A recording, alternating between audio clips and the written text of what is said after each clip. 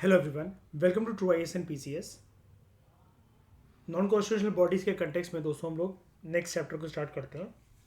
अभी तक हम लोगों ने NITI Aayog, national human rights commission, state human rights commission, central information commission, state information commission, central vigilance commission, central bureau of investigation, इसको हमने देख लिया है।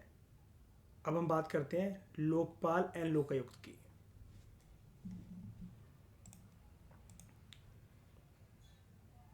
ये एक इम्पॉर्टेंट बॉडी है।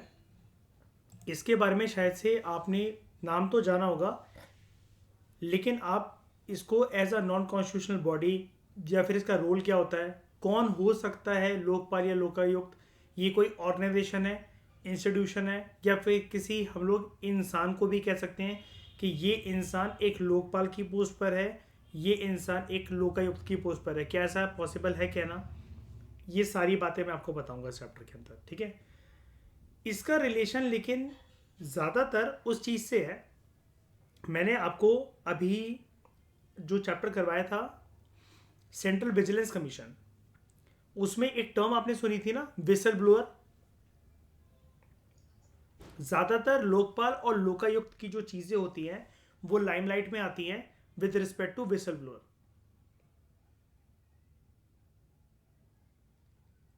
सबसे पहले हम ग्लोबल सिनेरियो की बात करते हैं। 21वीं शताब्दी के अंदर जो भी मॉडर्न डेमोक्रेटिक जो स्टेट्स हैं, जिनके अंदर लोकतांत्रिक व्यवस्था अच्छे से है, जो चल रही है, हम लोग इनको देखते हैं कि ये सारी की सारी जो सरकारें हैं, जो राज्य हैं, इन सारे देशों के अंदर जो राज्य व्यवस्था है उसके वेलफेयर ओरिएंटेशन है।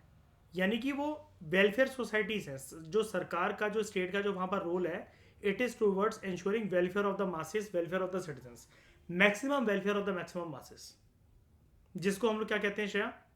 Which kind of socialism? Democratic socialism. ये तो पहचान है ही लोकतांत्रिक व्यवस्था की, है ना। अब डेमोक्रेटिक सोशलिज्म जिन देशों में ना नहीं होता है, तो इसका ईवल रूप कौन सा होता है? कैसा सोशलिज्म? शाबाश, कम्युनिस्ट सोशलिज्म, जिसमें सरकार सिर्फ ये डिसाइड नहीं करती है what to produce, how to produce और फॉर होम टू प्रोड्यूस, बल्कि प्राइवेट जिंदगी के अंदर भी दखल अंदाजी करने की कोशिश करती है सरकार। लोग क्या रिलीजन फॉलो करेंगे, है ना, प्राइवेट प्रॉपर्टी का वहां पर कोई रोल नहीं होता है, राइट। ये सारी चीजें। अब एक चीज मैंने आपको बताई थी कुछ टाइम पहले आप लोगों को, वो चीज़ याद है शाइनी श्रेया के? मार्क्सिज्म और गांधीज्म की आइडियोलॉजी में एक कॉमन लिंक है, वो एक बात को लेकर है। श्रेया बताओ क्या बात है वो? एबॉलिशन ऑफ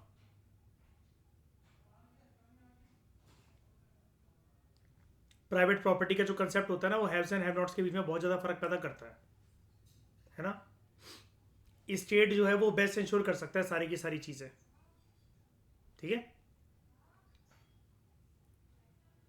हाँ, क्लासेस नहीं होनी चाहिए। Hence, government has come to play an important role in the socio-economic development of a nation. सरकार का रोल बहुत महत्वपूर्ण हो गया है अगर सोशियो इकोनॉमिक डेवलपमेंट किसी देश की इंश्योर करवानी है तो। अब इन सारी चीज़ों की वजह से हुआ क्या है? ब्यूरोक्रेसी के अंदर हमें एक्सपेंशन देखने को मिल रही है and multiplication of administrative process, जिसकी वजह से सरकारी पद पर बैठे कई सारे लोगों की एडमिनिस्ट्रेटिव पावर भी बढ़ी है, और काफ़ी हद तक सरकार ने, कानून ने, कानूनी व्यवस्था ने, संविधान ने उनको मन मर्जी से अलग अलग सिचुएशन के अंदर डिसीजन लेने की भी पावर दी है, जिसको हम लोग कहते हैं आम भाषा के अंदर या पॉलिटी की फील्ड में डिस्क्रिशन। जैसे आप प्रेसिडेंट के कंटेक्स्ट में सुनते हो ना डिस्क्रिशनरी पावर, गवर्नर के कंटेक्स्ट में आप सुनते हो, which is enjoyed by civil servants at different levels of government. अगर ये जो पावर है जो कि सिविल सर्वेंट्स को दी गई है, अगर इन पावर का अब्यूज होता है, या जो मन मर्जी के मुताबिक जो सिविल सर्वेंट जो हैं वो काम करना चाहते हैं क्योंकि उनको पता है सिचुएशन या परिस्थिति हमारे सामने है, हमें इससे कैसे डील करना है ये हम ज़्यादा बेटर तरीके से जान सकते हैं, बिकॉज हमने उस सिचुएशन का अच्छी तरीके से आकलन करा है, उसको जाना है, परखा है, जांचा है। तो हमें अगर ये सिखाया जाएगा इस सिचुएशन में ऐसा करो वैसा करो, तो we will be like puppets, जो कि हम नहीं है। तो abuse of this power and the description by the civil servants, it opens up scope for harassment बहुत बार। लेकिन इन सब चीज़ों की वजह से ये जो खुली छूट मिल जाती है सिविल सर्वेंट्स को, एडमिनिस्ट्रेटिव पावर जो इंक्रीज हो जाती है, कुर्सी पर बैठे हुए हायर पोस्ट के जो सरकारी अधिकारी होते हैं, कभी कभार वो अपनी पावर का इस प्रकार से मिसयूज करते हैं कि इट रिजल्ट्स इन या फिर it opens up the scope of, it results in various events like harassment, malpractices, maladministration and corruption. तो इस सिचुएशन में क्या होता है, it gives rise to citizens grievances against administration. जनता जो होती है उसके बाद त्रस्त होना शुरू हो जाती है प्रशासन के सामने, और प्रशासनिक अधिकारियों से उनको फिर चिढ़ होने लग जाती है, जो कि नहीं होनी चाहिए, जो कि इंपॉर्टेंट होता है इन दोनों के बीच में रिलेशंस जो है वो अच्छे चले, जनता के बीच में और प्रशासनिक अधिकारियों के बीच में। इस प्रकार के लेकिन ग्रीवांसेस अगर जो सामने आते हैं, इसकी वजह से जनता का जो विश्वास हो जाता है और जो होता है प्रशासन के रिगार्डिंग या प्रशासनिक अधिकारियों के रिगार्डिंग, वो उठना स्टार्ट हो जाता है, उन पर से भरोसा उठ जाता है। एक दिक्कत ये भी आती है कि कभी कभार ऊंचे ओहदे पर बैठकर जो प्रशासनिक अधिकारी होते हैं वो चीज़ों को डिले करने की कोशिश करते हैं, टाइम पर एड्रेस करने की कोशिश नहीं करते हैं। और आप एक बहुत महत्वपूर्ण प्रिंसिपल जानते हो न्याय का, जो कि अन्याय में किसी भी वक्त तब्दील हो सकता है, justice delayed is justice denied. अब मुझे एक बात बताओ, जो ये प्रशासनिक अधिकारी अगर मैटर्स को डिले करते जाते हैं, जो कि जनता के लिए एक सबसे बड़ा फैक्टर बनता है कि हमें प्रशासन और प्रशासनिक अधिकारी एज वेल एज सरकार पे बिल्कुल भी ट्रस्ट नहीं है, इस चीज को हम क्या कहते हैं?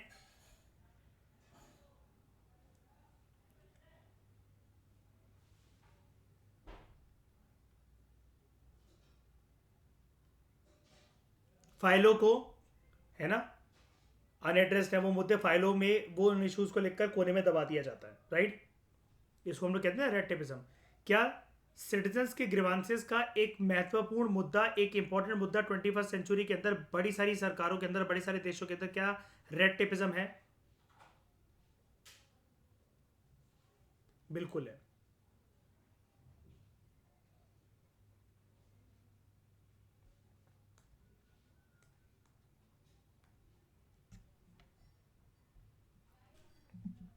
यहां पर एक पॉइंट लिखा हुआ है, इसको जानते हैं। According to Chambers dictionary, grievance means a ground of complain. किसी को कोई दिक्कत है, ज़रूरी नहीं है पर्सन जो है अपनी कंप्लेंट को दर्ज करवाने जा रहा है किसी के पास, लेकिन ये ग्राउंड है कि हाँ पर्सन को कंप्लेंट है, पर्सन को किसी चीज़ से रिगार्डिंग एक दिक्कत है और वो कभी भी कंप्लेंट कर सकता है। A condition felt to be oppressive or wrongful, कि हमारे साथ अन्याय हुआ है, हमारे साथ गलत हुआ है। अब वो अलग बात है, वो डिपेंड करता है कि पर्सन जो है वो कितने बुलंद तरीके से जो है वो आवाज़ उठाता है।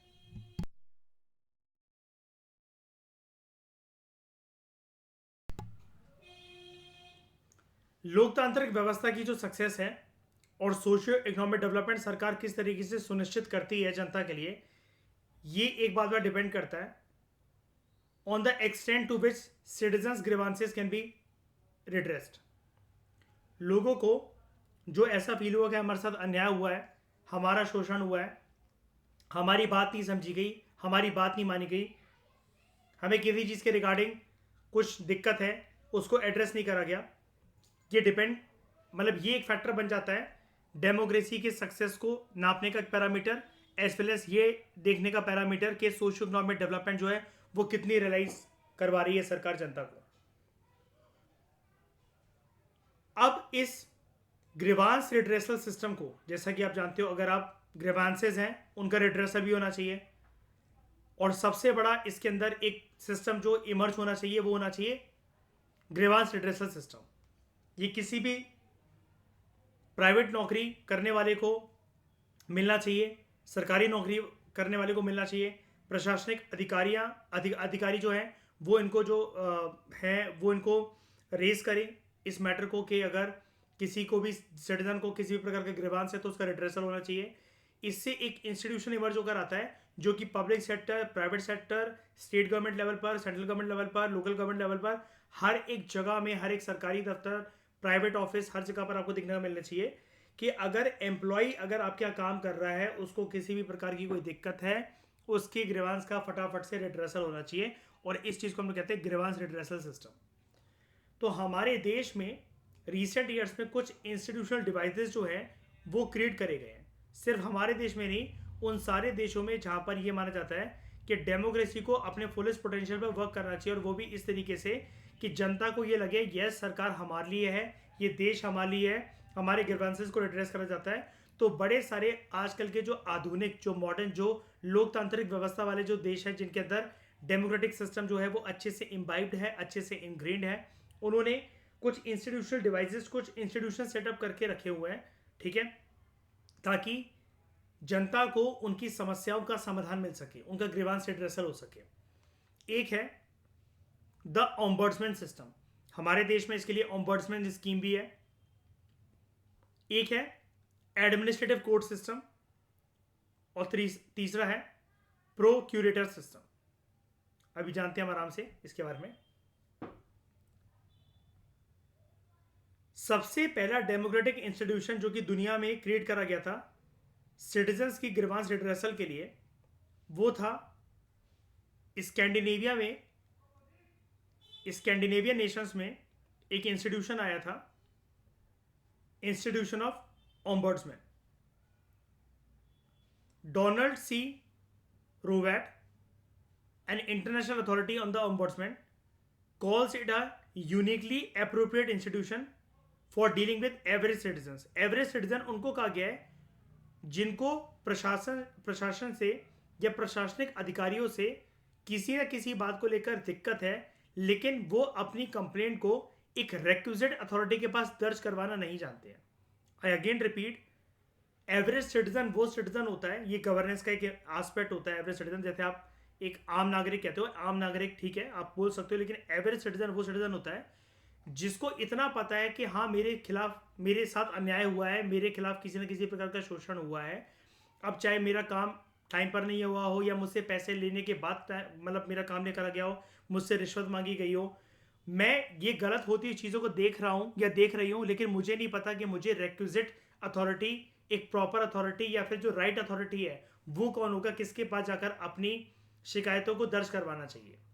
ठीक है, तो डोनाल्ड सी रोवेट calls it a uniquely appropriate institution, किसको, ओम्बड्समैन को, for dealing with average citizens complaint about unfair administrative actions. प्रशासन ने और प्रशासनिक अधिकारियों ने जनता का सही तरीके से काम करके नहीं दिया जो कि उनकी ड्यूटी थी, तो ये इनको समझ में आता है कि हाँ उन्होंने काम नहीं करा, जिसकी वजह से हमारा भट्टा बैठ रहा है। लेकिन हमें कंप्लेंट किसके लिए, किसके खिलाफ जाके करनी है, कहाँ करनी है, इसके लिए आया था सिस्टम ऑफ ओम्बड्समैन। सबसे पहला जो ये ओम्बड्समैन का जो इंस्टीट्यूशन है, it was first created in Sweden, और ईयर देखो जरा 1809।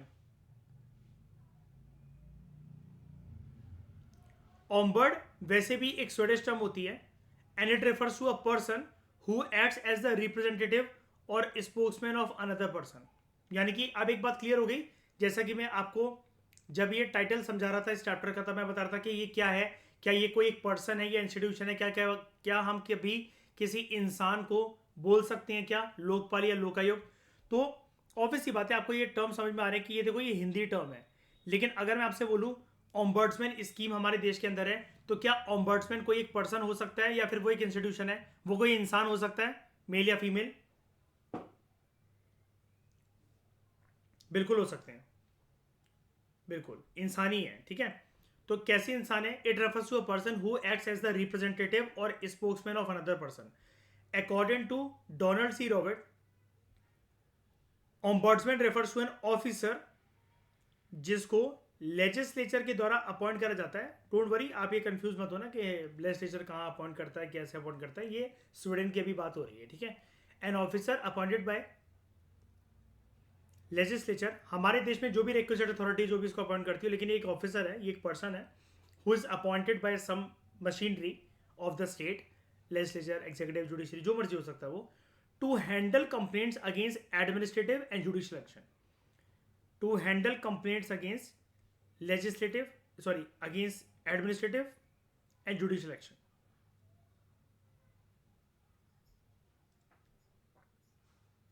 मैंने वही बोला ना, ये अभी स्वीडन के दायरे से बात हो रही है। हमारे तो लेजिस्लेचर भी अपॉइंट नहीं करता, पार्लियामेंट किसी को अपॉइंट करता है क्या, बताओ। ये एक ऐसा पर्सन है जो कि कभी किसी सरकार के खिलाफ या सरकारी अधिकारियों के खिलाफ अगर किसी न किसी प्रकार की कोई कंप्लेंट होती है, उनको एड्रेस करने का काम करता है। क्योंकि सबसे बड़ी दिक्कत यही है, जो जैसा कि हम लोगों ने सेंट्रल विजिलेंस कमीशन के केस में देखा, सीबीआई के केस में देखा, टॉप से टॉप हायर नॉच लेवल वाले जो प्रशासनिक अधिकारी हैं या जो एक ऊंचे ओहदे पर बैठ रखे हैं, उनको हमेशा एक प्रोटेक्शन मिल रखी है कि उनकी कंप्लेंट इतनी आसानी से दर्ज नहीं करी जा सकती। इसका एग्जांपल मैं आपको बता देता हूं। एक जज ने किसी का रेप करा। अब पर्सन ने कंप्लेंट दाखिल करवाई। पर्सन जो है उसने बुलंद आवाज रेज करी अपनी उस जज के खिलाफ।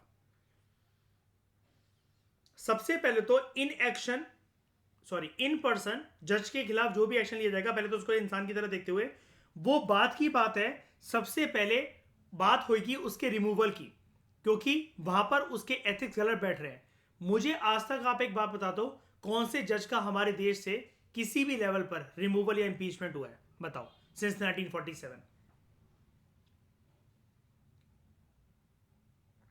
जिस पर्सन ने बुलंद आवाज अपनी अपनाकर उस जज के खिलाफ आवाज रेज करने की हिम्मत जुटाई, उसके लिए तो वही वाली बात हो गई ना, justice delayed is justice denied. और न्याय तो उसको कभी मिला ही नहीं। इसका मतलब ये दूसरे जजेस को प्रोत्साहन नहीं मिलेगा एक तरीके से, अरे कुछ भी करो भाई, ये देश अपना, सब कुछ अपना, कोई कंप्लेंट भी नहीं हो सकती, ना हमें रिमूव करा जा सकता है इतनी आसानी से। ऐसी जो अथॉरिटीज है ना, ऐसी अथॉरिटीज, उनके खिलाफ कंप्लेंट को एक्सेप्ट करना और हैंडल करना उन कंप्लेंट्स को, ये ऑम्बड्समैन का काम होता है। अब श्रेया, जो आपका डाउट था कि जुडिशरी के भी अगेंस्ट और इधर जा सकते हैं, अलग अलग कंट्री में अलग अलग ऑम्बड्समैन के काम करने का दायरा बना होता है। ये वाला पैराग्राफ बिल्कुल, ये वाला पैराग्राफ अभी एक स्वीडन की तरफ डायरेक्टेड है। नहीं, अभी आप इसके नेचर में मत आओ, वो मैं अभी आपको बताऊंगा कि क्या कौन सी जुडिशियल क्या है। मैंने क्या बोला, अलग अलग कंट्री में अलग अलग इसका दायरा बना होता है। क्योंकि अगर इस बॉडी को बनाया गया है तो डेफिनेटली किसी एग्जीक्यूटिव एक्शन से बनाया गया होगा या पार्लियामेंट के किसी एक्ट की मदद से बनाया गया होगा।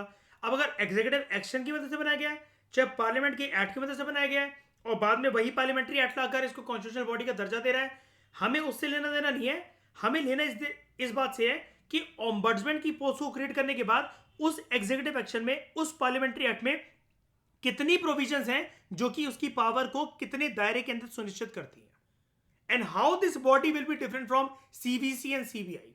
क्योंकि वो भी तो केंद्र लेवल पर जाकर, सेंट्रल लेवल पर जाकर उनके ऑफिसर्स वगैरह को उनकी कंप्लेंट्स, उनके खिलाफ जो कंप्लेंट्स हो रही है उसको एड्रेस करने का काम कर रहे हैं।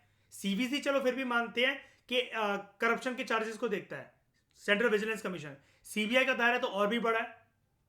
आपने देखा था एक्सटॉर्शन, रेप, कोई इकोनॉमिक ऑफेंस, ये सारा देखता है। लेकिन बात वही है, हमने कंट्रोवर्सी पढ़ी थी Delhi special police establishment act की, उसका सेक्शन 6 ए जो था, वो तो फिर ये कहता है कि जो सेक्रेटरी लेवल का जो पर्सन है, फिर उसके खिलाफ सीबीआई जो है वो कुछ नहीं कर सकता, सेंट्रल गवर्नमेंट से परमिशन लेनी पड़ेगी। सुप्रीम कोर्ट ने खुद बोला ये चीज गलत है। कितनी बड़ी जजमेंट दी सुप्रीम कोर्ट ने, आपने देखा ही था, कितनी ज्यादा एनालिसिस करी थी हमने उसके ऊपर। पैराग्राफ पे पैराग्राफ सुप्रीम कोर्ट देते चला गया, इस बात को दिखाने के लिए, इस बात को बताने के लिए कि जूनियर ऑफिसर और सीनियर ऑफिसर क्राइम करें तो वो कानून की नजरों में क्राइम ही है। आप एसडीएम हो तो आपकी कार्रवाई जल्दी हो जाएगी, आप कैबिनेट सेक्रेटरी हो तो आपकी कार्रवाई इतनी आसानी से नहीं हो सकती, केंद्र सरकार की परमिशन लेने की जरूरत पड़ेगी। ये चीज गलत है। और सुप्रीम कोर्ट ने साफ तरीके से बोला था स्टे ऑफ चैप्टर के अंदर, आर्टिकल 14 को वायलेट करता है वाला provision Delhi special police establishment act का, equality before law and equal protection of law. Swedish ombudsman deals with citizens grievances in the following matters. Sweden के अंदर जो ये ओम्बड्समैन जो सिस्टम बना था, ये सिटीजंस की कंप्लेंट को दाखिल करना और उसका निवारण देना, उसका सॉल्यूशन देना, ये कौन कौन से मैटर्स के अंदर देखता है, इसको हम जानते हैं जरा। यहां पर बात किसकी क्यों हो रही है? क्योंकि यार आप खुद जानो, 2010 के बाद तो हमारे देश में ये सब लोग जानना तो शुरू हुए हैं मुश्किल से। ओम्बड्समैन क्या है, लोकपाल लोकायुक्त क्या है, आज तक लोगों को, आप अपने दोस्त यार किसी से भी पूछ लो, किसी को अगर पता हो कि सेंट्रल विजिलेंस कमीशन क्या होती है, विजिलेंस जांच क्या होती है, क्या काम होता है विजिलेंस ऑफिसर्स का। सीबीआई का तो सिर्फ उन्होंने नाम सुन रखा होता है। कोई जानता है इस बात को कि सीबीआई को अगर सेक्रेटरी लेवल की जांच करनी है तो केंद्र सरकार से परमिशन लेनी पड़ेगी। लेकिन स्वीडन ने यह वाला काम 1809 में स्टार्ट कर दिया था। इसलिए पहले हमें स्वीडन के मॉडल को देखना पड़ेगा, ताकि आगे चलकर जो बाकी इसके बाद ईयर के बाद, अभी हम इसको ना थोड़ा सा रेट्रोस्पेक्टिवली पढ़ रहे हैं, हम इसको मतलब बैक डेट पे जाकर, हम इसके बाद जब आगे लोकतांत्रिक व्यवस्था और ज्यादा देशों की बनती चली जाएगी, देशों में डीकोलोनाइजेशन स्ट्रगल के बाद उनको आजादी मिलती चली जाएगी, तब वो किस प्रकार से इन अथॉरिटीज को, इन लोगों को, इन बातों को इंपॉर्टेंस देते हैं, like whistle blowing, anti corruption, ombudsman. ये बात की बात है। पहले हमें स्वीडन का मॉडल देखना पड़ेगा 1809 में जो आना शुरू हो गया था। तो यहां पर फिर से आप एक चीज देख लो, Swedish ombudsman deals with citizens grievances in the following matters. क्या है वो matters? Number 1, abuse of administrative discretion. आपको एक प्रशासन के तख्त पर बैठकर जो प्रशासनिक अधिकारी बनाया गया है, उसके तहत आपको कुछ मन मर्जी से पावर लेने की जो अनुमति मिली है, आप अगर उसको अब्यूज कर रहे हो, that is misuse of official power and authority, तो ये ऑम्बड्समैन का रूल एक्टिवेट होगा। Maladministration, that is inefficiency in achieving the targets. और वो जो इनएफिशिएंसी होती है आपकी in achieving the targets, if you are associated with the government authority, इसकी वजह से बाकी लोगों को असहूलियत होती है। मान लो कि आपने बोला कि आज इतनी इतनी एनरोलमेंट होनी है, इतनी इतनी चीजें होनी है, आज इतने इतने कार्ड दर्ज कराए जाएंगे। श्रेया, मयूर, आप सब, आपको याद होगा हम 12th में थे जब आधार कार्ड बनना स्टार्ट हुए थे, राइट? और घर वालों ने हमें बोला था कि ये काम जरूरी है, एक दिन सारा काम छोड़कर ये वाला काम करवाया हो, ठीक है? अब उस चक्कर में अगर हमें बार बार चक्कर काटने पड़ते, आज नहीं कल आ जाना, आज नहीं कल आ जाना, तो यानी कि वो प्रशासन की तरफ से हो रहा है कि there is inefficiency in achieving the targets. जनता को असहूलियत महसूस होती है और जनता उस चीज को फिर छोड़ देती है। गाड़ी बाइक कौन अच्छे से चलाना नहीं जानता, लेकिन फिर भी मतलब जो लोग चला रहे हैं, आपको दिख ही रहा है वो अच्छे से चला पा रहे हैं, लेकिन फिर भी उनमें से कुछ परसेंटेज लोग ऐसे होते हैं जो कि सालों साल या पूरी जिंदगी ड्राइविंग लाइसेंस नहीं बनवाते अपना। क्यों? टाइम लगेगा, एक दिन वेस्ट होगा, इतना इजी प्रोसेस नहीं है। अब सामने वाले की तरफ से there is inefficiency achieving the target. और दूसरा, एक सबसे रियलिस्टिक एग्जांपल देता हूं, सारे एग्जांपल को छोड़ो। सरकारी काम करने का मतलब है कि अगर आप वहां पर दोपहर में जा रहे हो, या तो अर्ली मॉर्निंग पहुंच जाओ तो वेट करना पड़ेगा, दोपहर में जा रहे हो तो उनका 12 से 4 लंच ब्रेक ही चलता रहता है। एक टॉन्ट मारने के परस्पेक्टिव से मतलब मैं कह रहा हूं। दिल्ली यूनिवर्सिटी में मयूर एडमिनिस्ट्रेशन ऑफिस में काम करवाना कितना मुश्किल हो जाता है, जबकि फीस उनकी, हम उनको देने आए हैं, सब कुछ खुद ही करने, मतलब उनके लिए ही करने आए हैं कि वो मैसेज पे मैसेज, कॉल पे कॉल आता जा रहा है, अपनी जो एफिलिएट सर्टिफिकेट है वो ले जाओ, अपनी जो डिग्री है वो ले जाओ, ये ले जाओ, वो ले जाओ, लेकिन फिर भी उनका लंच टाइम ही खत्म नहीं होता 2-2.5 घंटे तक। प्राइवेट ऑफिस में टाइम होता है, दायरा होता है कि आपको 30 मिनट दिए गए, आपने लंच मिस कर दिया, कोई बात नहीं, अब घर जाके खाना। हम लोग लेकिन यहां पर बात कर रहे हैं एडमिनिस्ट्रेशन की, and administration is always concern with government administration, क्योंकि यहां पर हम लोग इसको बात करते हैं। ये जो टॉपिक है ना, ये एक्चुअली आपको पता है कौन से सब्जेक्ट के साथ एसोसिएटेड होता है? बताओ Shreya, Shaini. Lokpal Lokayukta, ombudsman, whistle blowing, कौन से सब्जेक्ट में आता है? पब्लिक एडमिनिस्ट्रेशन, पबेड का पार्ट होता है ये। Administrative corruption, that is demanding bribery from doing things, for doing things. Nepotism, ये बहुत इंटरेस्टिंग फिनोमेना होता है पबेड के अंदर, एक red tapism plus nepotism. Nepotism का मतलब क्या होता है? किसी जान पहचान वाले को मैं सरकारी ठेका दिलवा दूं, बीइंग अ कलेक्टर, अपने रिश्तेदार को बिना सरकारी एग्जाम दिलवाए किसी एक कुर्सी पर बिठा दूं और उसको किसी गवर्नमेंट कॉन्ट्रैक्ट या किसी चीज के अंदर जिसका मालिकाना हक मेरे पास है, मैं देख रहा हूं सब कुछ, केंद्र सरकार की एक सेंट्रल सेक्टर स्कीम है जो कि ग्राउंड लेवल पर मुझे इंप्लीमेंट करने को बोली गई है, being a DSP, being a SDM, वो उसको मैं देख रहा हूं और उससे मैंने फायदा दिलवाने की कोशिश करी। अब ये कैसे? एक हाईवे का टेंडर है जो कि मुझे किसी को देना है, शाइनी की एक कंस्ट्रक्शन कंपनी है बहुत अच्छी जो कि इसके लिए काम करना चाहती है। शाइनी और मैं पहले से एक दूसरे को जानते हैं, शाइनी और मेरी बात हुई, ये किसी ना किसी को तो जाना ही है, मेरे ही फायदा हो जाएगा, काम एक नंबर का करके दूंगी मैं आपको। मैंने बोला रख लो।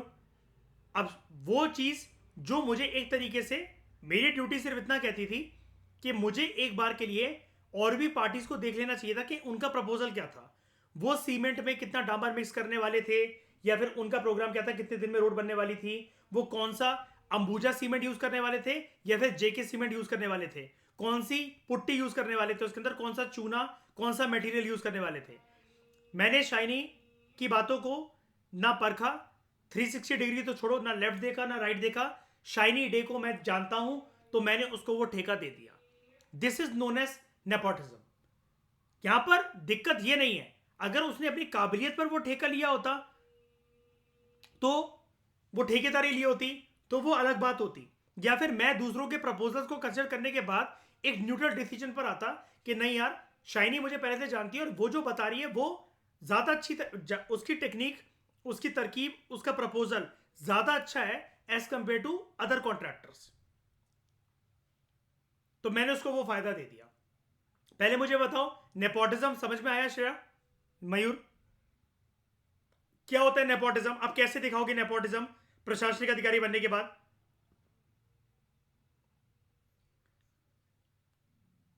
सालों पहले तो बोलो नेपोटिज्म दिखाएंगे नहीं हम। वो तो वो क्या कह रहा, फेवरेटिज्म करना, वो कह रही घर वालों को आगे कर देना।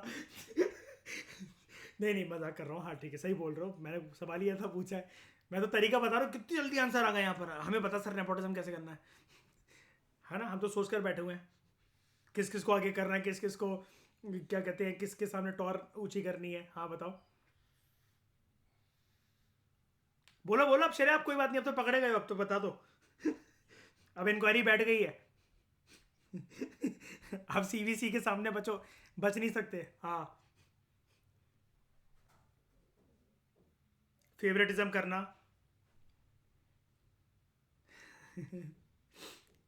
जान पहचान वालों को, जान पहचान वालों को मॉनिटरी बेनिफिट दिलवाना, एडमिनिस्ट्रेटिव पोस्ट पर बिठवाना, ठीक है, और कुल मिलाकर अपनी पोस्ट पर बैठने के उसके तौर पर फायदा दिलवाना।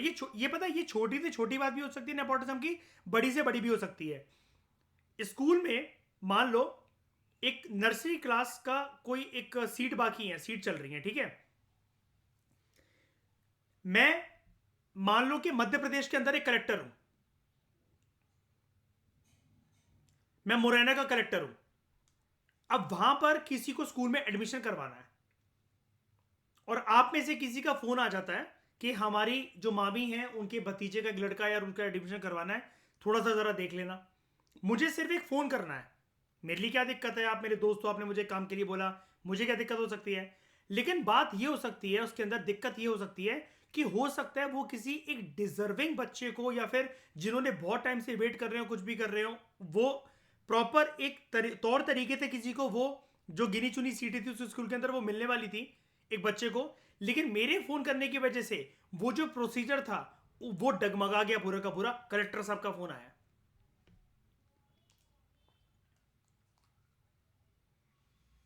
और नेपोटिज्म हम लोग हमेशा देखते ही नहीं, कि देखते हैं डेली लाइफ में।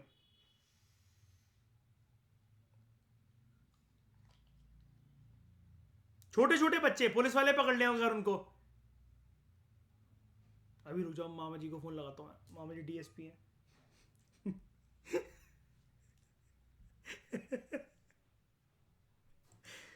मुझे पकड़ते ना पुलिस वाले, सब मुझे सबसे ज्यादा तब हंसी आती है, बता।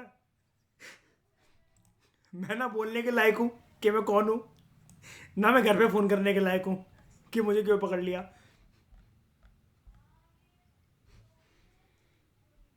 तो discourtesy, that is misbehaviour of various kinds, for example use of abuser language, इसको डिसकर्टसी कहते हैं। आज के बाद ना प्रशासनिक अधिकारी के तौर पर आप ये वाली लैंग्वेज यूज करना।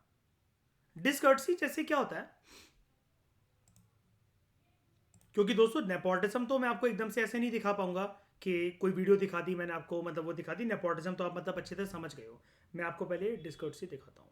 यहाँ पर दोस्तों मैं आपको जो वीडियो दिखा रहा हूँ प्रॉपर तरीके से उसके अंदर कोई अब्यूजिव लैंग्वेज तो नहीं है। मतलब सामने वाले भी देखो, जो विमेन पैनल का जो चीफ था, जैसे हम लोग बात नहीं करते हैं नेशनल कमीशन फॉर वुमेन की, मतलब उसी के कंटेक्स्ट के अंदर कुछ ऐसे एक पैनल बैठा हुआ था जो कि एक लेडी पुलिस ऑफिसर से कोई महिला के खिलाफ कुछ हो गया था, उससे मतलब पुलिस ऑफिसर से, डीएसपी से, एक या जो भी ये विमेन ऑफिसर हैं, कोई भी किसी भी पोस्ट पर सब इंस्पेक्टर हैं जो भी हैं, इनसे कोई रिपोर्ट मांग रही है, तो आपस में तू मैं हो गई। अब आप जानते हो कि प्रशासन में जब हम लोग होते हैं तो हमें हमारे सीनियर अगर कुछ बोल भी रहे हैं तो उनको हमें एक नरम तरीके से जवाब देना होता है, उनको समझाना होता है ना। उनकी बात अगर हमें समझ में नहीं भी आ रही है तो, जैसे बहुत बार ऐसा होता है, ये हमें ना लवासना में बहुत अच्छे से सिखाया जाता है कि आपका कन्फ्लिक्ट ऑफ इंटरेस्ट तो लगातार पूरे जीवन भर आपके उम्र के बड़े लोगों के साथ चलता रहता है। लवासना में एक पेरेंटिंग कह रहा हूँ, ये सोशलाइजेशन का एक बहुत अच्छा एक लेक्चर चलता है। उसके अंदर ये सिखाया जाता है कि कन्फ्लिक्ट ऑफ इंटरेस्ट तो आपका पूरी ज़िंदगी ज़माने भर माँ बाप के साथ भी चलता रहता है। कभी माँ बाप 100% तरीके से आपकी बात को नहीं समझ सकते, या फिर आप जो बोलना चाह रहे हो हमेशा वो चीज़ माँ बाप के लिए मायने नहीं रखती है, वो अपने लॉजिक देकर आपको चुप करा देते हैं। इसका मतलब ये थोड़ी ना है कि आप जो है उनको गाली देने लगोगे या उनके ऊपर हाथ उठा लोगे।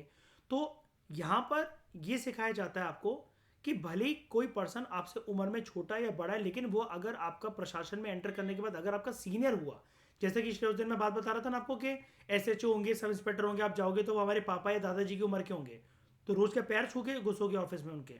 वो चीज़ ठीक नहीं है। अगर वो चीज़ मीडिया में आ गई तो आपको ही गलत समझा जाएगा। ये नहीं समझा जाएगा कि मतलब आप रिस्पेक्ट दे रहे थे या कुछ भी दे रहे थे। वो आपके प्रशासनिक अधिकारी की पोस्ट पर बैठे हुए उसकी मान मर्यादा का ख्याल रखते हो, वो चीज़ गलत है काफ़ी ज़्यादा। पहले आप इसको देखो, फिर आपको डिस्कर्सी में और बताता हूँ।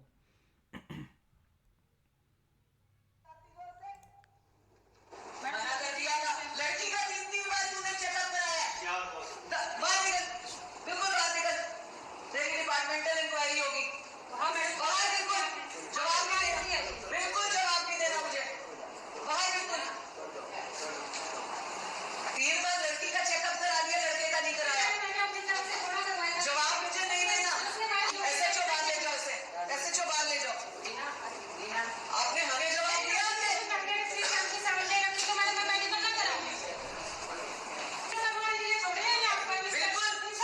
तो क्या लड़की की इंसल्ट कराने के लिए हो? 3 बार उसका चेकअप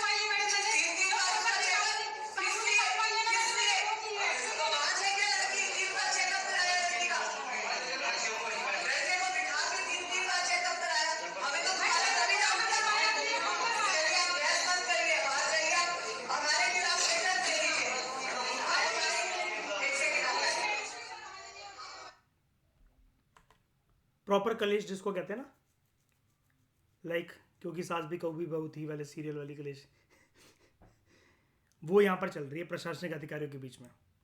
लेकिन ये ना एक नॉर्मल सिनेरियो चलता रहता है, ठीक है। अब यहाँ पर डिस्कर्सी का केस तब बनता है, जैसे देखो ये तो हम एग्जाम्पल के तौर पे पढ़ रहे थे यूज ऑफ अब्यूजिव लैंग्वेज, लेकिन यहाँ पर क्या है, वो क्या बोल रही है सीनियर जो पैनल पे बैठी हुई है, एसएचओ साहब इनको बाहर लेकर जाइए, कह रही है ना कि इनको बाहर निकालिए यहाँ से। क्यों? क्योंकि यहाँ पर एक मिसबिहेवियर एक दिख रहा है जूनियर का। ओके, अब बात यहाँ पर ना एक बार अपना दिमाग वापस ले आओ यहाँ पर ओम्बड्समैन पर, और स्वीडन का ओम्बड्समैन मॉडल को हम लोग पढ़ रहे हैं। इंडिया के एडमिनिस्ट्रेशन में अभी मत बहकना, थोड़ी देर बाद बहकाऊंगा, पहले इसको देखो। Swedish ombudsman deals with citizens grievances in the following matters. अब यहाँ पर तो ऑफिसर की भिड़प चल रही थी। कभी कभार ये भी तो हो सकता है कि प्रशासन में बैठा हुआ कोई जो पर्सन हो वो सिटीजन के खिलाफ बदतमीजी करने लगे तो यहाँ पर, अच्छा एक बात बताओ, ये जो हम ओम्बड्समैन स्कीम को जो ओम्बड्समैन मॉडल को जो हम पढ़ रहे हैं, क्योंकि ओम्बड्समैन स्कीम तो इंडिया का पार्ट है, ओम्बड्समैन मॉडल को जो हम पढ़ रहे हैं ये हम किसके परस्पेक्टिव से पढ़ रहे हैं, मतलब हम यहाँ पर किसको बचाना चाह रहे हैं? हम अधिकारियों की पोस्ट के लिए चिंतित हैं यहां पर इस टॉपिक को पढ़ते हुए, या फिर सिटीजन वेलफेयर के लिए चिंतित हैं? बताओ।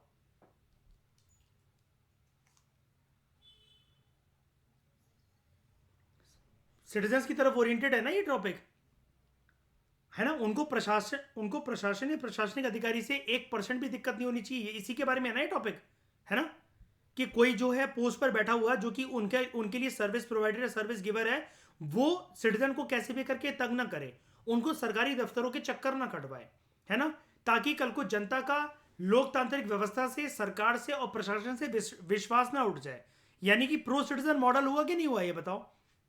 अब ये वाला पॉइंट आप मुझे जरा समझाओ, डिस्कर्सी वाला, misbehaviour of various kinds, for example use of abusive language. कौन किसको अब्यूज करेगा यहां पर, बताओ? कब बनेगा डिस्कर्सी का केस? हाँ, प्रशासनिक अधिकारी जनता को जैसे अब्यूज कर रहा है, या फिर एक पुलिस वाले ने आपके ऊपर हाथ छोड़ दिया, आपसे उल्टे सीधे तरीके के सवाल करे जा रहे हैं, आपको अनकंफर्टेबल फील करवाया जा रहा है, और कोई किसी एक ऑफिस होल्डर जो है वो उस पद पर बैठने के बाद उस पद का दुरुपयोग कर रहा है, आपका शोषण करके, फिर चाहे वो मानसिक हो चाहे शारीरिक हो। तो स्वेडिश ऑम्बड्समैन जो है, Swedish ombudsman is appointed by parliament for a term of 4 years।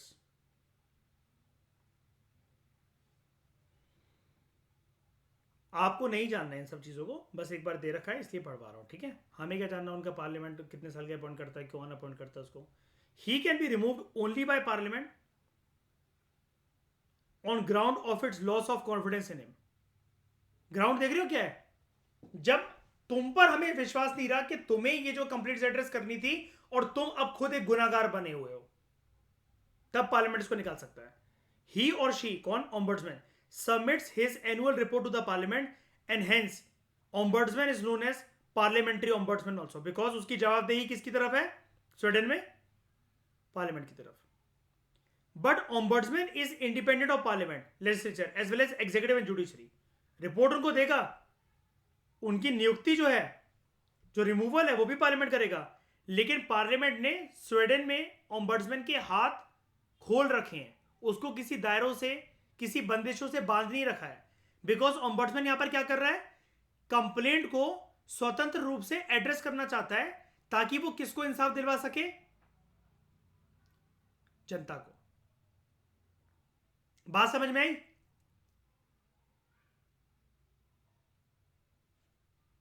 Ombudsman यानी कि हुआ क्या पर्सन, अगर आप इसको एक वर्ड में अगर अभी डिफाइन करना चाहते हो, हालांकि अभी तो चैप्टर बहुत बाकी है, लेकिन अभी आपको क्या समझ में आया कि ऑम्बड्समैन एक कैसा पर्सन हुआ? बताओ क्या रोल है इसका, apart from CBI, apart from CBC, apart from any other authority, police या फिर कोई भी हो, कोर्ट, जुडिशरी भी तो इंसाफ दिलवाता है।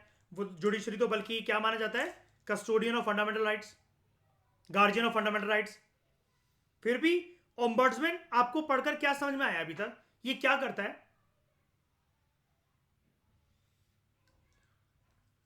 ये सिटीजन के राइट्स का रखवाला है, रखवाला है। कैसे क्या करना है, आप घबराओ मत, अगर आप अनपढ़ हो, आप पढ़े लिखे नहीं हो, कुछ भी है, हम आपको बताएंगे कि आपको उचित कार्यवाही कैसे करवानी है, हम आपको रास्ता बताएंगे। रिलेटेड किसी भी अधिकारी से कुछ भी चीज रिलेटेड हो, हम आपको बताएंगे। ये हेल्प करता है कि कल को अगर हमें किसी टॉप ऑफिसर के खिलाफ, जैसे मतलब मान लो आपके दिमाग में एक चीज आती होगी, वकीलों से कौन ही पंगे ले, वकीलों से लड़ने का क्या मतलब है ना? वो कोर्ट में कुछ ना कुछ बोलेंगे, उनकी कार्रवाई बहुत स्ट्रांग होगी, ऐसा घंटा कुछ नहीं होता है। आपको प्रोसीजर नहीं पता है तो आप दिमाग में कुछ भी मान लो, जबकि बात सिंपल सी, हमेशा एक चीज याद रखना, जो जितने बड़े लेवल का अधिकारी होगा ना, अगर आप राइट वे जानते हो ना उसके खिलाफ कंप्लेंट करने का, वो उतनी जल्दी अपनी पोस्ट से नीचे उतरेगा। प्रमोशन की जगह हमारे देश में एक कंसेप्ट और चलता है, डिमोशन का। डिमोशन क्या खुशी खुशी से हो जाता है? सीनियर्स चिढ़ जाते हैं ना,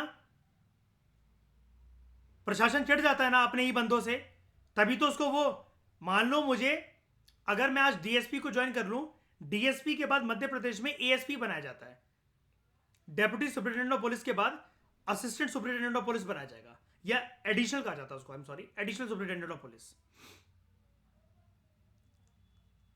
लेकिन एएसपी बनने के बाद अगर मेरे तौर तरीके काम करने के सही नहीं रहते हैं तो अगला प्रमोशन आने से पहले हो सकता है दोबारा मुझे डीएसपी के पद पर भेज दिया जाए।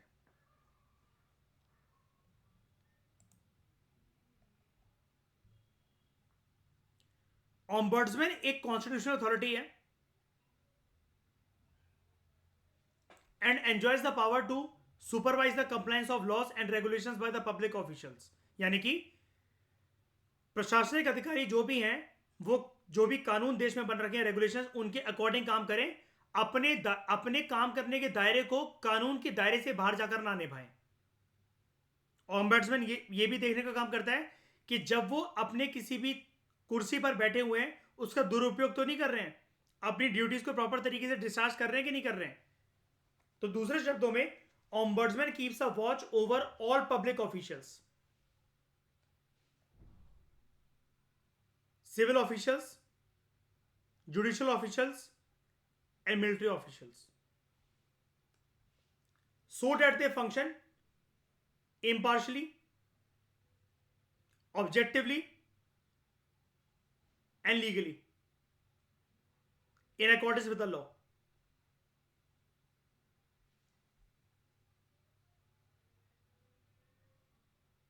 Because law is the supreme rule book of a nation, right?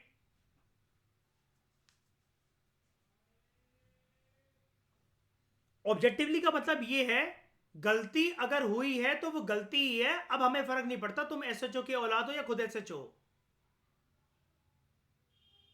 Subjectively जाकर नहीं देखना है ओ ये तो यार चीफ मिनिस्टर के बेटे यार, इनको तो यार थोड़ा सा नरमी से पेश आओ। रेप की वारदात हुई है तो पर्सन रेपिस्ट ही है, फिर चाहे वो प्रधानमंत्री है उसकी औलाद है।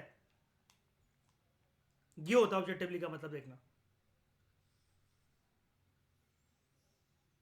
पर्सन को उसी दायरे के अंदर रहकर देखना जो दायरा जो मर्यादा उसने तोड़ी है, ना कि उसके पहले औहदे को देखना, उसके पैसे को देखना, उसकी औकात को देखना और फिर डिसाइड करना कि इन सब के बेसिस पर इसको क्या सजा मिलनी चाहिए। कि अगर ये गुनाह ये क्राइम किसी ऐसे व्यक्ति ने कर रखा होता जिसको 250 रुपए महीने मिलते हैं, और ये गुनाह ये क्राइम एक ऐसे पर्सन ने कर रखा है जिसकी कमाई 250 करोड़ एक घंटे की है, तो क्या वो गुनाह कानून की नजरों में इक्वल है या फिर उसकी औकात को देखते हुए सजा के दायरे बदल जाएंगे? बताओ ऐसा होगा क्या?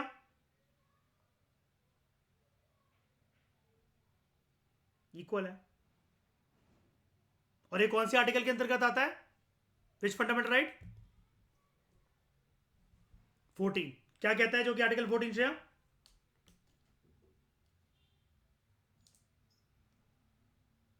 हाँ, सिंपल बोल लिया करो, equality before law and equal protection of loss. ठीक है। However, ombudsman has no power to reverse or quash a decision and has no direct control over the administration of the courts. ये सिर्फ ये देखेगा यहां पर ये चीजें गड़बड़ी हुई हैं। कुल मिलाकर बस आप इस लाइन से इतना समझ जाओ, सजा देने का प्रावधान इसके पास नहीं है। कैसे हो सकता है?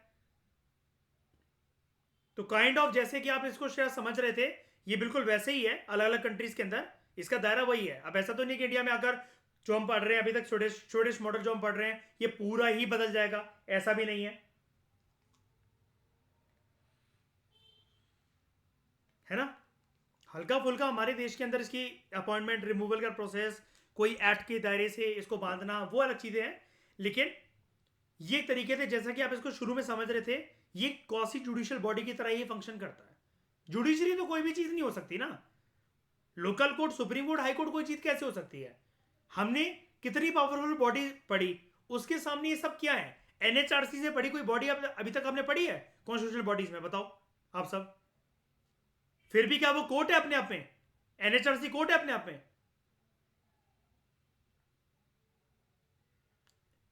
कौन सी जुडिशियल है? कोई कुछ कह रहा था? श्रेया कुछ कह रहे हो क्या? कोई डाउट? अभी हम पढ़ेंगे, अभी हम स्वीडिश मॉडल पढ़ रहे हैं डियर। अभी आने दो, इंडिया आने दो अभी, ठीक है। तो he has no power to reverse और quash a decision and has no direct control over administration of the courts. Ombudsman जो है, ombudsman can act either on the basis of a complaint received from the citizen against unfair administrative action और suo मोटू भी act कर सकता है. ये चीज तो आपने सारी बॉडीज में देखी ली है ना. कंप्लेंट रिसीव फ्रॉम सिटीजन या फिर खुद से भी.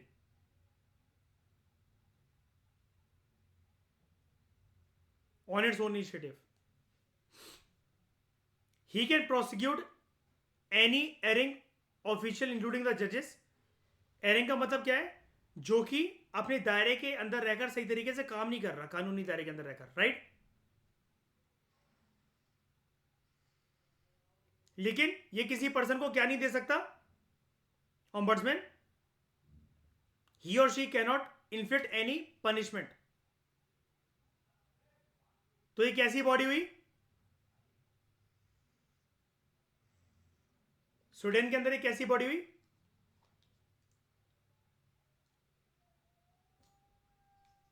Quasi judicial. इंडिपेंडेंट तो है ही मयूर. इंडिपेंडेंट नहीं बनाएंगे इसको, फिर उस बॉडी का काम ही क्या है फिर? हाँ, बंदिशें अगर लगाएंगे, ये बताएंगे कि ऐसे काम करना है वैसे काम करना है, फिर मतलब ही क्या है फिर इस बॉडी का? However, he himself cannot inflict any punishment.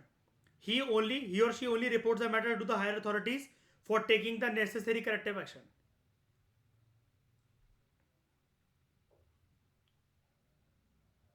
तो अगर हम लोग बोले कि क्या कैरेक्टरिस्टिक्स है स्वीडन के ओम्बड्समैन मॉडल की, ओम्बड्समैन इंस्टीट्यूशन की, जैसा कि आप मयूर सबसे पहला पॉइंट रेज कर रहे थे, ही और शी इज स्वतंत्र, independent from of action from executive.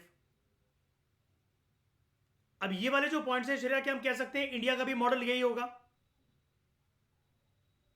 Ombudsman तो ओम्बड्समैन ही है ना. हम जिस भी कंट्री से बोर्ड या पैचवर्क को अपनाते हैं, हल्का फुल्का उसका अपॉइंटमेंट या रिमूवल का पेज बदल देते हैं. 90% चीजें तो सेम ही रहती है ना पावर और फंक्शन के दायरे में. हमें किसी कंट्री की कोई चीज पसंद आई होती है तभी तो हम उसको अपनाते हैं.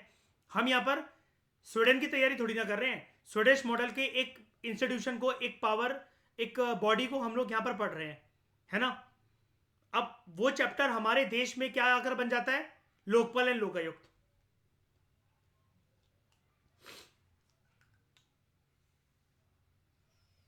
Independence of action from the executive, impartial and objective investigation of complaints, suo motu power to start investigation. इसका मतलब क्या हुआ? मेरे पास कंप्लेंट्स आई नहीं है, हमने अपने खुद के इनिशिएटिव पर इन्वेस्टिगेशन स्टार्ट करी है. Uninterrupted access to all the files of administration, right to report to the parliament as oppose to the executive. मतलब सरकार की तरफ जवाबदेही नहीं है, पार्लियामेंट की तरफ है. और पार्लियामेंट की तरफ क्यों है?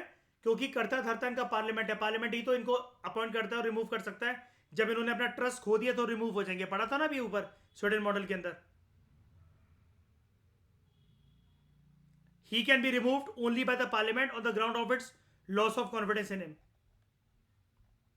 उसके बाद right to report to the parliament as opposed to the executive.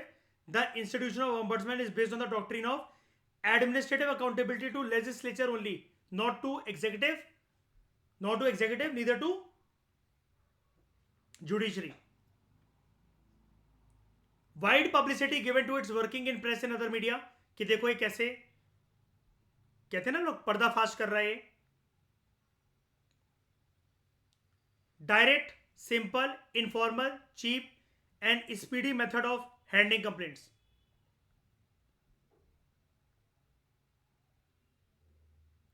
तो from Sweden the institution of ombudsman spread to other Scandinavian countries also. Finland तक वो गया 1919 में, डेनमार्क 1955 में, नॉर्वे 1962 में, 1965 में. न्यूजीलैंड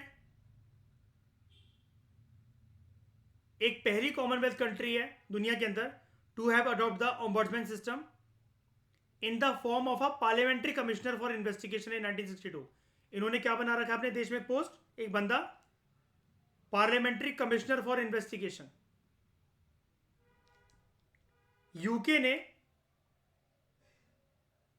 इंग्लैंड ने अडॉप्ट करा था ओम्बड्समैन लाइक इंस्टीट्यूशन, ओम्बड्समैन की तरह इंस्टीट्यूशन को, जिसको बोला जाता है parliamentary commissioner for administration. New Zealand ने करा था ये वाला काम 1962 में, यूके ने करा 1967 में, और तब से लेकर अभी तक more than 40 countries of the world have adopted ombudsman like institutions with different name and different functions, nomenclature वाला डिफरेंट नेम।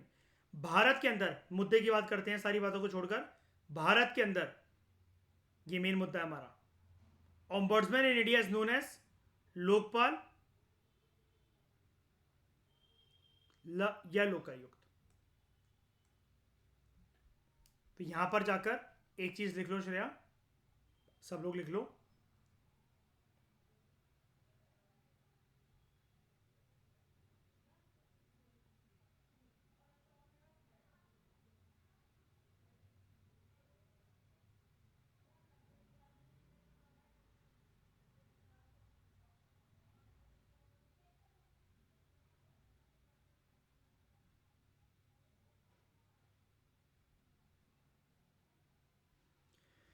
लोकपाल और लोकायुक्त किसके ऊपर बेस्ड है? They are based on Swedish model of ombudsman, right.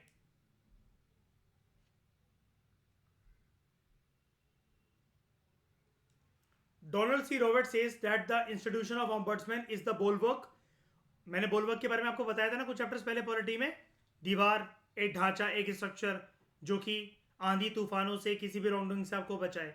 तो it is a bulwark of democratic government against the tyranny of ऑफिशियलडम।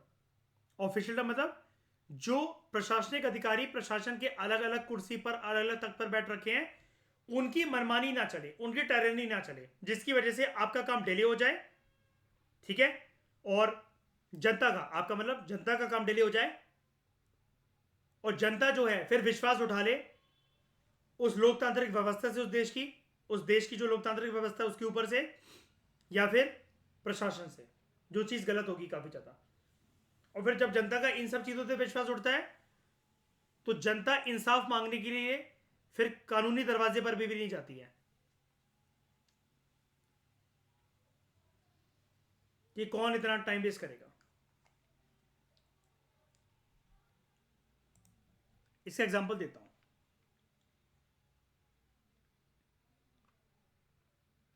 UPSC में examination pattern की बात कर रहा हूं, सीसेट और ऑप्शनल डिस्क्रिमिनेटरी है कि नहीं है बताओ?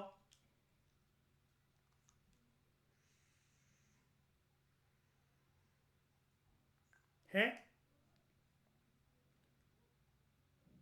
तो श्रेया अपनी पढ़ाई लिखाई छोड़कर चलें, कल से पीआईएल फाइल करते हैं, सुप्रीम कोर्ट जाके केस लड़ते हैं। देखो देखो, मतलब गलतियां हैं, मुझे सब पता है, ये ना हो पाएगा।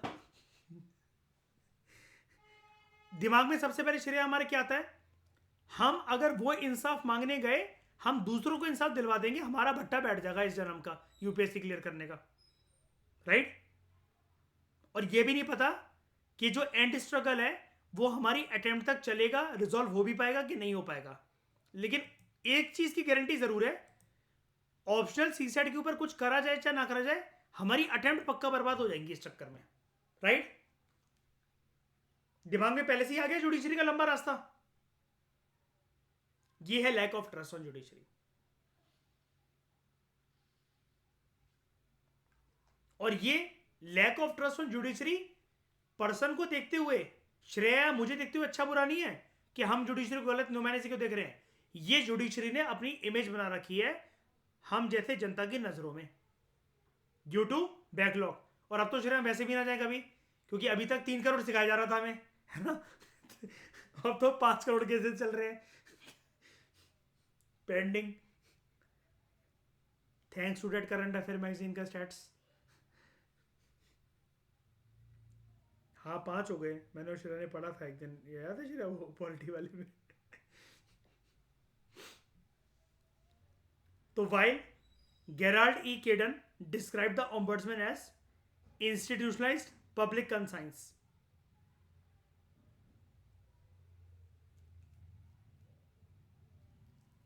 इंस्टीट्यूशनलाइज्ड पब्लिक कंसाइंस का मतलब क्या है? कंसाइंस क्या होता है?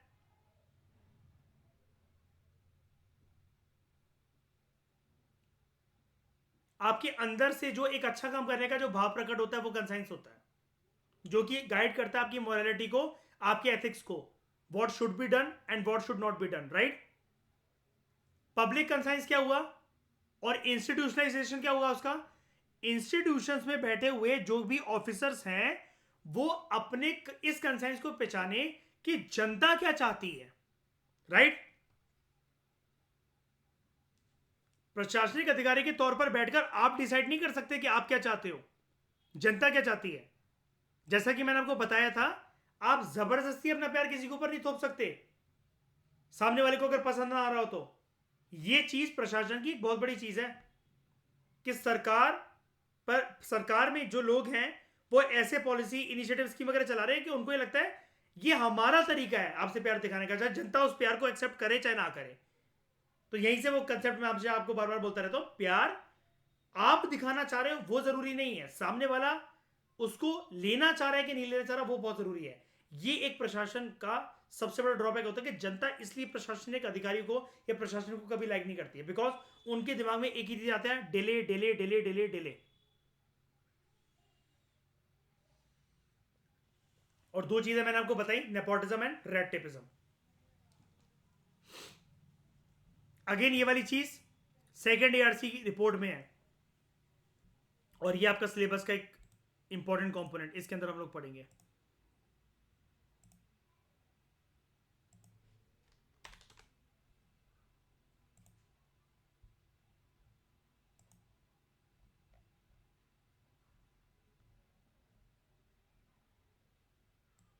Role of civil services in democracy, यहां पर इन सारे मुद्दों को हम हाईलाइट करेंगे। तो देख रहे हो जीएस पेपर 2 का सिलेबस है, लेकिन श्रेया आपको क्या लगता है बिना एक भी एथिकल क्वालिटी लिखे ये टॉपिक कंप्लीट हो सकता है क्या जीएस पेपर 4 से, अगर हम एथिक्स ना उठाएं तो? इसलिए अब समझ गए फूड वेब क्यों जरूरी होता है। चेन को तो भूल जाओ, वो जमाने गए चेन तो आएगी ही नहीं, only food web. Another unique institutional device created for the redressal of citizens' grievances against administrative authorities is, France में एक सिस्टम है, French system of administrative courts.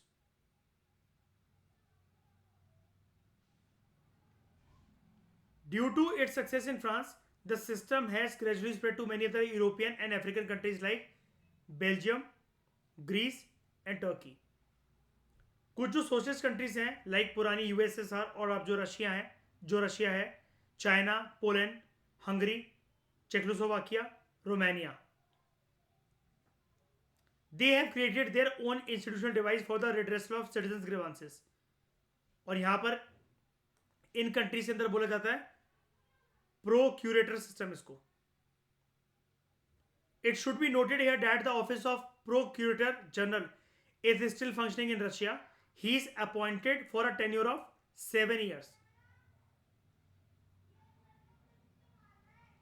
ठीक है, यहां पर आ जाओ एक बार करिए जरा, कहां गया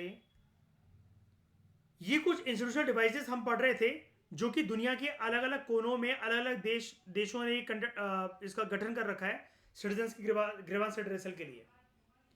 ओम्बड्समैन सिस्टम जनरली आपको ये कहां देखने को मिलेगा, जल्दी बताते जाओ। यूरोपियन नेशंस के अंदर। एडमिनिस्ट्रेटिव कोर्ट सिस्टम फ्रांस में जिसका बर्थ हुआ, और अगर हम इसका बर्थ की बात लिख दें, यूरोपियन सिस्टम तो है लेकिन इसका बर्थ जो है स्वीडन। फ्रांस के अंदर ये है, again it deals with European countries. Procurator system कहां पर है? हमारे इंडिया में क्या है ये जो ग्रीवेंस रिड्रेसल सिस्टम? हाँ बोलो, इन तीनों का नाम चेंज कर हमारे देश में जो नाम रखा गया है वो रखा गया है लोकपाल एंड लोकायुक्त। और हमारा जो मॉडल है वो ना ही एडमिनिस्ट्रेटिव कोर्ट सिस्टम के बेसिस पर है ना ही प्रोक्यूरेटर सिस्टम के बेसिस पर है। हमने स्वीडन का मॉडल अपना रखा है, ओम्बड्समैन सिस्टम वाला, लोकपाल एंड लोकायुक्त। आप समझ गए चले क्यों लिखवा रहा था अभी मैं थोड़ी देर पहले shiny, based on Swedish model of ombudsman, और किसी मॉडल के ऊपर बेस्ड नहीं है। ये प्रीलिम्स के अंदर क्वेश्चन बन सकता है क्या? और ये भी लिख देना श्रेया, बहुत आसानी से यूपीएससी ट्रैप कर सकता है मैच द फॉलोइंग बनाकर। ऑम्बड्समैन सिस्टम किसका, एडमिनिस्ट्रेटिव कोर्ट सिस्टम किसका, प्रोक्यूरेटर सिस्टम किसका। ये 3 नाम ऐसे हैं, मान लो कि आज आपका प्रीलिम्स होता तो पहली बार जिंदगी में आप आज ही नाम सुन रहे होते इनका।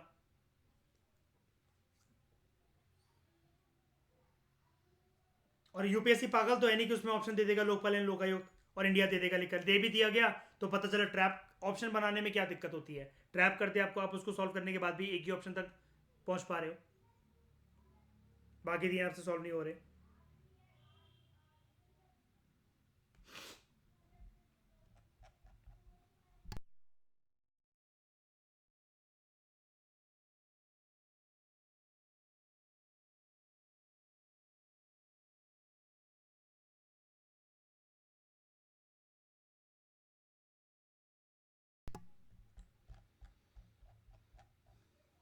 Position in India, the existing legal and institutional framework corruption को चेक करने के लिए और सिटीजन के ग्रीवांसेस का रिड्रेसल करने के लिए इंडिया के अंदर क्या क्या है हमारे पास।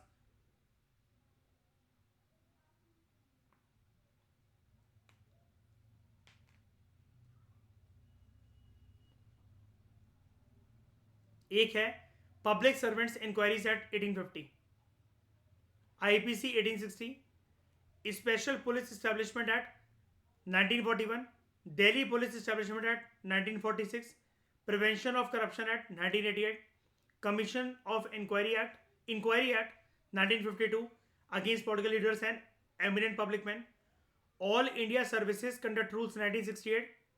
ये आपके लिए, हम लोगों के लिए रूल बुक होगी ये पूरी जिंदगी। हमें इसके दायरे के अंदर रहकर काम करना है। लवासना में लक्ष्मीकांत जैसी मोटी बुक जो आपको बस लेकर घूमनी होती है, वो यही घूमनी होती है। Central civil services conduct rule 1964, railway services conduct rule 1966, vigilance organisations and ministries और departments attached and subordinate offices and public undertakings, CBI 1963, CBC 1964, state vigilance commissions 1964, anti corruption bureaus in states, Lokpal, ombudsman at the centre, Lokayukta, ombudsman in state. यानी कि एक बात समझ में आ गई, clear हो गई श्रेया। लोकपाल कहां होता है, Lokayukta state. Divisional vigilance board, district vigilance officer. यहां पर देखो आपको एक नई बात जानने को मिल रही है। मैंने क्या बताया था आपको उस विजिलेंस वाले चैप्टर के अंदर, सेंट्रल विजिलेंस कमीशन और स्टेट विजिलेंस कमीशन में हर एक लेवल पर, यहां पर तो ये हम पॉलिटी पढ़ रहे हैं इसलिए सिर्फ सरकारी दफ्तरों की बात करता है, इवन प्राइवेट ऑफिस में भी विजिलेंस ऑफिसर हो सकता है जो कि रॉन्ग डूइंग्स को रिपोर्ट करे। विसल ब्लोइंग वहां पर भी हो सकती है, ठीक है। नेशनल क्या, डिविजनल विजिलेंस बोर्ड का मतलब ये होता है बहुत सारी डिस्ट्रिक्ट कभी कभार है ना, वो जिले के अंदर डिवाइड ना होकर डिस्ट्रिक्ट, जैसे मैं लिख देता हूँ डिस्ट्रिक्ट 1, डिस्ट्रिक्ट 2, डिस्ट्रिक्ट 3, वो एक डिवीजन या जोन बन जाते हैं कभी कभार।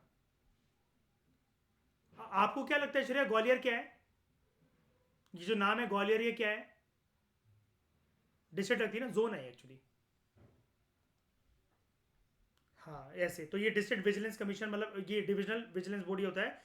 अलग अलग जो डिविजन्स होती हैं, अब वो ना डिवीजन, एक चीज और क्लियर कर दूं मैं, ये डिवीजन ना, ये एक डिपार्टमेंट या मिनिस्ट्री के अंदर भी हो सकती है, ये डिस्ट्रिक्ट लेवल पर भी एक एरिया वाइज रीजन को देखते हुए भी हो सकती है। यानी कि this term is administrative and regional both, ठीक है। यहां पर प्रॉपर एक टीम होती है किसी भी चीज की जांच करने के लिए। मैं वो आपको वही तो बता रहा हूं कि जैसे ये देखो, अब ये उस चैप्टर में नहीं था लेकिन यहां पर आपके सामने नाम आ गया, डिस्ट्रिक्ट विजिलेंस ऑफिसर। उसके बाद सब क्लियर हो गया ना, आगे बढ़ो।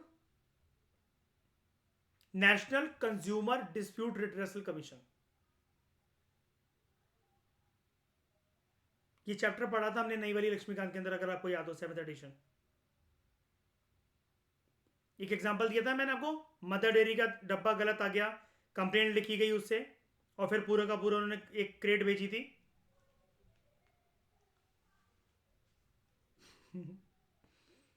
National commission for schedule caste, national commission for schedule tribe, supreme court and high court and state, administrative tribunals, constitutional body जो होती हैं।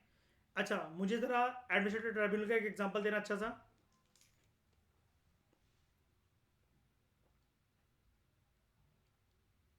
कैट, कैट क्या होता है? बिल्ली। Central administrative tribunal. एनजीटी क्या है? National green tribunal.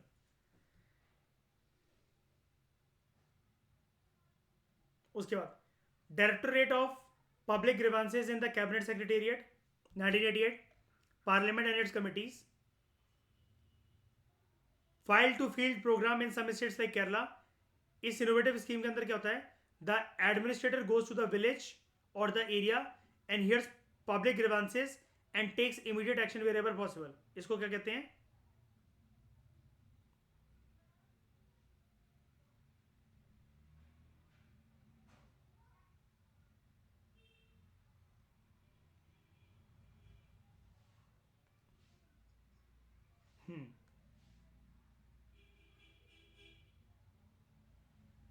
जन सुनवाई।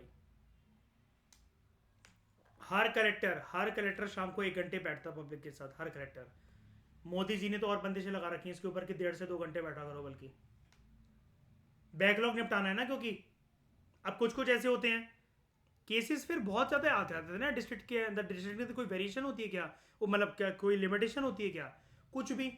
हस्बैंड वाइफ के मारा पीटी के केसेस आ जाते हैं। ये तो मैंने अपने सामने लगते हुए देखा है। जो मेरे फ्रेंड्स हैं, जैसे ग्वालियर वगैरह में जाता हूँ, मैंने खुद देखा अपने सामने लगते हुए। ये लोग अपने ऑफिस के अंदर बुला लेते हैं। जैसे क्या होता है मैं बताता हूँ, मेरे फ्रेंड्स क्या करते हैं जो एसडीएम वगैरह है ना, वो ये करते हैं कि दोपहर में ना सिर्फ ब्रेक होता है इन लोगों का 1-1.5 घंटे का। अब क्या होता है गर्मी के अंदर ना बैठे बैठे, आपको पता ही है, शर्ट वर्ट के पीछे पसीना वसीना बहुत आ जाता है इधर उधर जाते जाते फील्ड में, दोपहर में काम करते करते इधर उधर। ये लोग दोपहर में घर आते हैं, सारे सारे एसडीएम डीएसपी वगैरह यही करते हैं। डीएसपी को तो छोड़ दो, उनका दरबार नहीं लगता। जितने एसडीएम मेरे दोस्त हैं वो घर आते हैं, अपनी शर्ट वर्ट चेंज करते हैं, ठीक है, 1 घंटे सोते हैं आराम से, शाम को नहा वाकर वो लोग निकलते हैं। उसके बाद थोड़े से फाइले वाले 1 घंटे चेक करी काम। शाम को दफ्तर बंद होने वाला होता है। दफ्तर बंद होने से पहले 1.5 घंटा पहले अपने ऑफिस में वो कुर्सियां वगैरह का, लकड़ियों की चेयरों का अरेंजमेंट करवाते हैं और वहां पर सारी की सारी जनता को वो बुलाते हैं।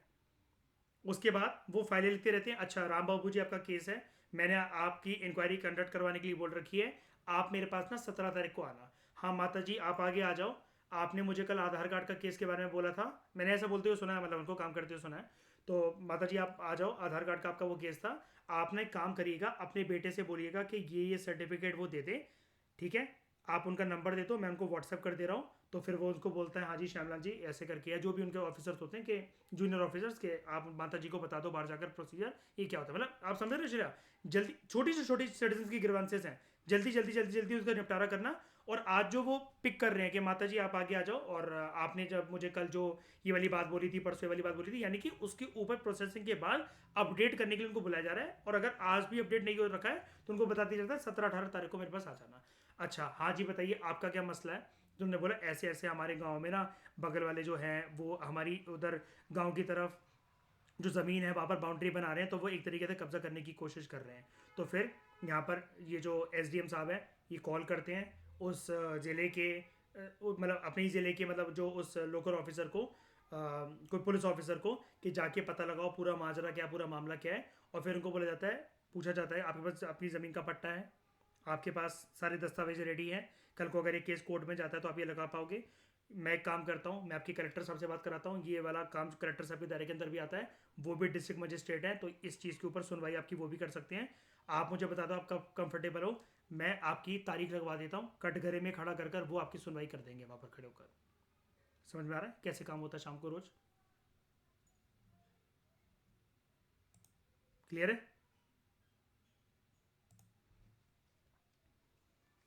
उसमें वो कहते हैं कि यही हमारे लिए प्राउड फीलिंग होती है। पता है क्यों? उनकी जेब से निकलकर जो पेन चलता रहता है ना लगातार, उनका वो पेन लिखना भी श्रेया उनके लिए एक वो ऐसी चीज हो सकता है कि वो पता चला सस्पेंड हो जाए, पहले पूरे दस्तावेज उनको जो पढ़ने पड़ते हैं। अब मेरा एक फ्रेंड है शैनी वहाँ पर, तो वो क्या करता है कि उसको ना हिंदी नहीं आती, मतलब इतनी अच्छे से नहीं आती वो, मतलब जैसे कोई सामने अपनी हिंदी के अंदर दरख्वास्त लिख कर आता है ना श्रेया, वो नहीं पढ़ पाता मतलब। तो इनके पास ट्रांसलेटर्स होते हैं, तो वो उधर बैठे बैठे जैसे हिंदी का वो पढ़वा रहा होता है मयूर, तो वो उससे पूछा रहता है, कह रहा अच्छा इस लाइन का मतलब, अच्छा, उस लाइन का मतलब, अच्छा इसका मतलब क्या हुआ? तो वो कहता है कि मैं एक दिन आपके लेटर को इंटरप्रेट कर लूँ, फिर मैं आपको कल बुलाता हूँ ज़रा, फिर मैं देखता हूँ। क्योंकि एकदम से अगर कुछ बोल दिया या कुछ और चीज़ समझ कर अगर श्रेया कुछ कर दिया, और करेक्ट मतलब एज अ SDM या एज अ कलेक्टर अगर साइन कर दिया गया अगर इस चीज़ को, तो ये फिर दिक्कत वाली बात है।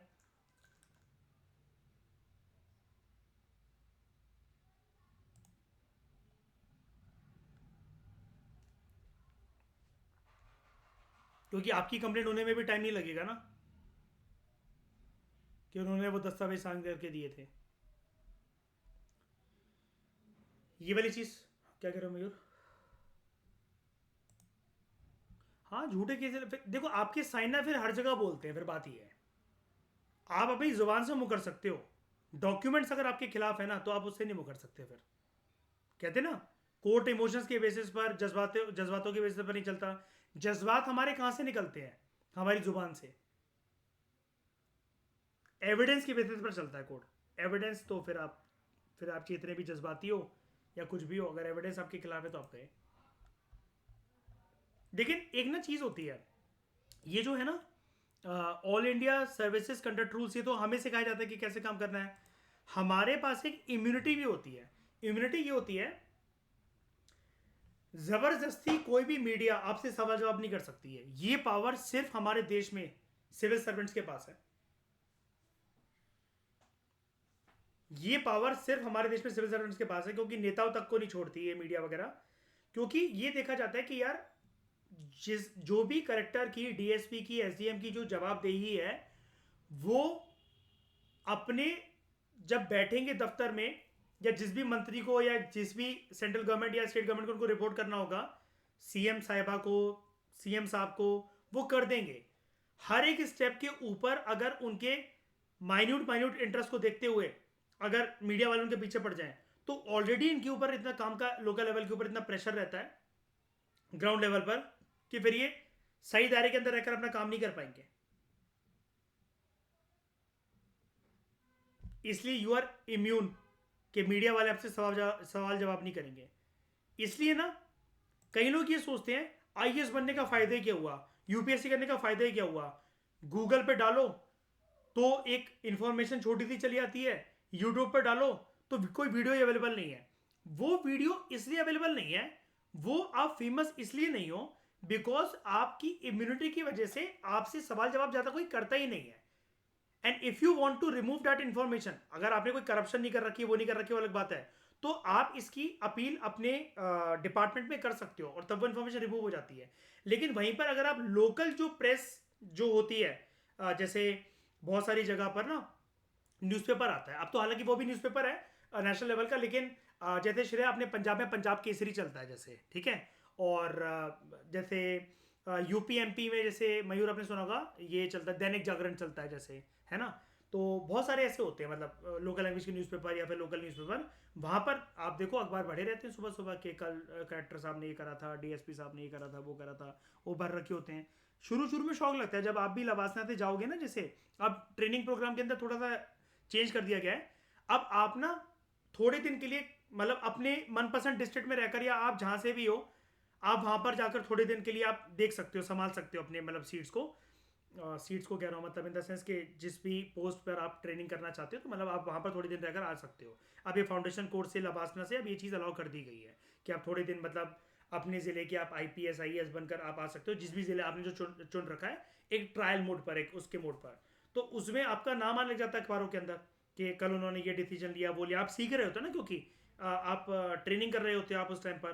तो कुछ कुछ जो ऑफिसर्स होते हैं, वो ना, अब शुरू में पहली बार वही अखबारों में तस्वीर आई आ रखी है, मम्मी पापा को दिखानी है ना, अपने गर्लफ्रेंड बॉयफ्रेंड को दिखानी है, हस्बैंड वाइफ को दिखानी है, तो वो जिंदगी भर उन अखबारों को संभाल के रखे रहते हैं, उनकी क्लिपिंग्स काट काट के फाइलें बना रहे होते हैं। फिर जब 1-1.5 साल बाद आप उससे हैबिचुअल हो जाते हो, तब आपको फिर इतना कोई फर्क भी नहीं पड़ता कि कौन से अखबार में क्या फोटो आई थी मेरी, मेरा TV में क्या इंटरव्यू आया था। शुरू शुरू में ये लोग सब कॉल कर रहे होते हैं अपने रिश्तेदारों को, घर वालों को, देखो मेरा फोटो आया, मेरी वीडियो आई इंटरनेट पे, TV पे इतने बजे मेरा शो आएगा, मेरे एक इंटरव्यू आएगा। वो शौक होते हैं शुरू शुरू के, बाद में सब ठंडा पड़ जाता है।